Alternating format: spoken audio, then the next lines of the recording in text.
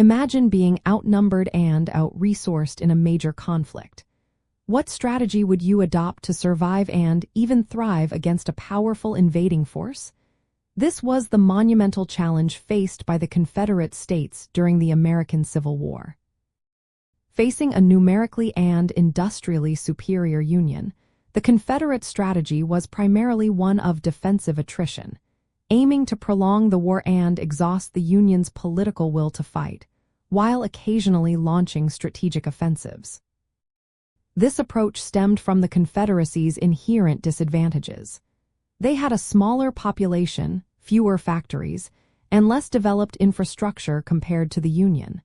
Their goal was not to conquer Union territory, but to defend their newly formed nation and gain independence.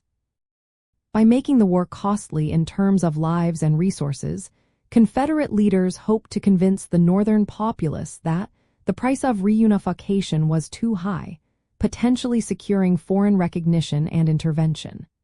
The vast size of the Confederacy also made complete occupation difficult, playing into their defensive posture.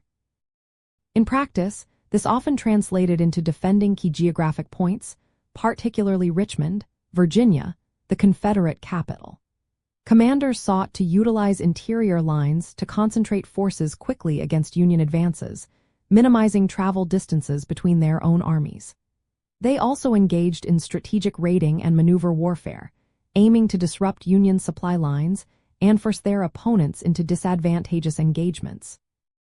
This did not mean constant retreat, however, but rather a calculated use of terrain and swift counterattacks when opportunities arose, aiming to inflict heavy casualties. This concept is often referred to as an offensive-defensive strategy, a term coined by Confederate General P.G.T. Beauregard. It involved defending the homeland but seizing opportune moments for aggressive actions to demoralize the enemy and potentially shift the theater of war.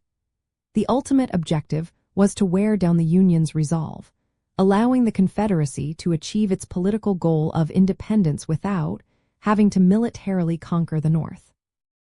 This required careful management of limited resources and a deep understanding of psychological warfare. Ultimately, the Confederate strategy sought to leverage their limited resources and defensive advantage to turn a war of conquest into a war of endurance.